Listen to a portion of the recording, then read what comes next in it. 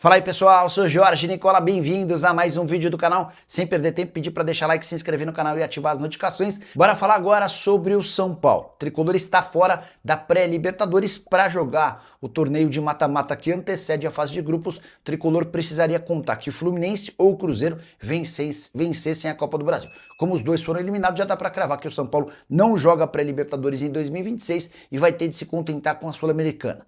Antes de gravar esse vídeo, consultei um dirigente do São Paulo para entender qual o impacto dessa notícia em relação a reforços. O São Paulo vai mudar um pouquinho a sua estratégia, embora a essência seja a mesma. 6 contratações para 2026, contratando jogadores sem gastar com aquisição de direitos econômicos, a tendência é que os salários dos reforços não sejam tão altos. Vou citar um exemplo claro. São Paulo tinha a ideia de trazer um 10 mais pesado, com um salário um pouco maior, jogador que talvez pudesse ganhar mais de R$1 milhão por mês. A tendência é que com a participação na Sul-Americana em vez da Libertadores, esse camisa 10 não seja tão caro quanto se imaginaria. Mas o São Paulo continua pensando na contratação apenas de atletas desempregados ou na base da troca, ou que cheguem emprestados. Tudo para não ter de gastar com a aquisição dos direitos econômicos, como já aconteceu com o Danielzinho, volante de 31 anos de idade que pertencia ao Mirassol, como pode acontecer com Gaston Ávila, zagueiro argentino de 24 anos que pertence ao Ajax. São Paulo espera pela resposta do time holandês em relação a um empréstimo sem custos, beleza? Só para completar, queria registrar que São Paulo e Botafogo ainda não desistiram daquela troca, que poderia ser até tripla. Num primeiro momento, o Savarino e o Marlon Freitas, que eram pedidos do São Paulo, decidiram permanecer no Rio de Janeiro. O Tricolor ainda tenta convencê-los a fazer parte desse negócio. Assim que tiver qualquer novidade, conto para vocês. Combinado? Bora falar agora sobre a possibilidade de troca entre Botafogo e São Paulo. Botafogo quer a contratação de Ferrarese e também demonstrou interesse em fechar com Pablo Maia, fazendo oferta oficial. São Paulo falou, tá bom, e que tal a gente fazer uma troca? Nesse contexto, o Rodriguinho, jogador que acabou não sendo tão utilizado na reta final de temporada pelo São Paulo, também entrou na negociação. E o São Paulo mandaria para o Botafogo o Ferrarese, o Pablo Maia, além do Rodriguinho. Em troca, o São Paulo pediu o lateral direito Vitinho, o Savarino e o atacante Joaquim Correia. De acordo com Éder Traschini, jornalista que cobre o São Paulo, o negócio só não foi fechado porque na última hora o Savarino disse que não tem interesse em trocar o Botafogo pelo São Paulo. Tá mais contente de morar no Rio de Janeiro e de continuar no Botafogo, e esse seria o responsável por impedir uma troca tripla, algo bem pouco comum no futebol brasileiro.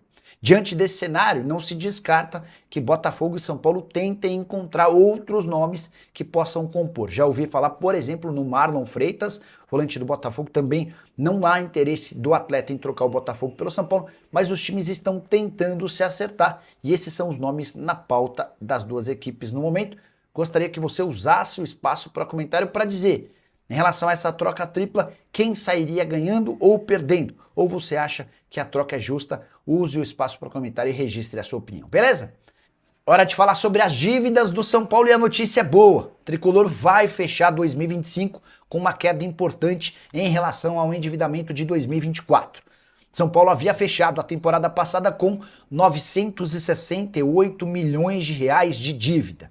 A expectativa do São Paulo é de que essa dívida feche de 2025 para 2026 em 910 milhões de reais, uma redução de 58 milhões. Movimento importante e meio atípico nos últimos anos do São Paulo. A última vez que o Tricolor havia conseguido registrar uma queda na sua dívida havia sido em 2022. Bora fazer essa escadinha dos números do São Paulo ano a ano. São Paulo tinha em 2017 apenas 353 milhões de reais de dívida. Passou em 2018 para 334 milhões, uma redução. Em 2019, 538 milhões de reais. Em 2020, 606 milhões de reais. Em 2021, mais um acréscimo, 697 milhões. Em 2022, uma pequena queda, 651 milhões. E aí, a coisa dá uma bela degringolada. Em 2023, 669 milhões. Em 2024, a dívida salta para 968 milhões de reais, um acréscimo em apenas um ano de quase 300 milhões de reais. Tricolor que estima uma receita para essa temporada de 970 milhões de reais, novo recorde com direito a superávit. Tricolor cogita no mínimo 30, 40 milhões de reais no azul ao longo desse ano. Preciso falar agora sobre a disputa grande por um jogador do Flamengo, Alan, que nem sequer foi levado para o Catar para a disputa do Intercontinental de Clubes por opção do técnico Felipe Luiz, está fora dos planos do Fla para 2026 e é alvo de São Paulo, Santos, Corinthians e Grêmio. Com detalhe importante, o Alan em outros momentos também esteve na mira de Jorge Sampaoli no Atlético Mineiro. O Alan tem contrato com o Flamengo até dezembro de 2027, havia sido comprado por 8 milhões de euros. Grande problema para que ele deixe o Flamengo são dois, né? A questão da compra dos direitos econômicos, o Flamengo gostaria de recuperar a maior parte desse investimento de 8 milhões de euros, além de seu salário, pouco superior a 1 milhão de reais mensais. São Paulo, por exemplo, só conseguiria fazer qualquer tipo de negócio desse baseado ou mediante troca. Corinthians e Santos também passam por enormes dificuldades financeiras, certamente não conseguiriam adquirir o atleta, a menos que o Flamengo tope emprestá-lo por uma temporada, colocando condições ou opções de compra.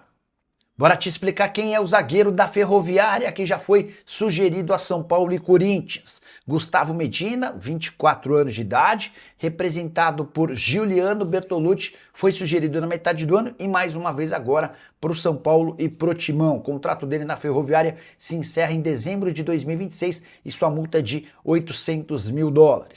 Corinthians e o São Paulo não se posicionaram ainda sobre essa sugestão e a tendência é que o Medina troque a Ferroviária por outro time menos capaz de brigar por títulos. Nesse momento ele é disputado pelo Remo, que acaba de subir para a primeira divisão, e pelo Juventude, que caiu para a Série B. Botafogo de Ribeirão Preto também gosta da possibilidade de adquiri-lo.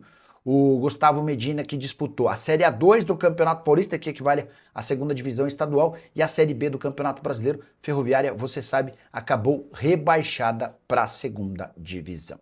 Bora falar agora sobre o São Paulo, primeiro reforço para 2026 confirmado. Informação que eu contei com exclusividade na noite dessa sexta-feira. Danielzinho, volante e capitão do Mirassol, foi contratado. Ele tinha vínculo com o Mirassol somente até 31 de dezembro desse ano. O Mirassol tentou a renovação do contrato, Corinthians também fez proposta oficial, mas o São Paulo levou a melhor e acabou por contratar o atleta por 2 anos, renováveis por mais um. Danielzinho vai ter um belo reajuste salarial, mas vai ganhar muito menos do que os R$700 mil por mês a que tinha direito o Luiz Gustavo. E o Tricolor nessa posição de volante passa a ter um jogador bem mais jovem e muito mais capaz de estar em campo. O Luiz Gustavo tinha 38 anos de idade e o Danielzinho tem 31 anos. Na atual temporada, o Danielzinho com a camisa do Mirassol jogou 50 dos 51 jogos do time do interior de São Paulo.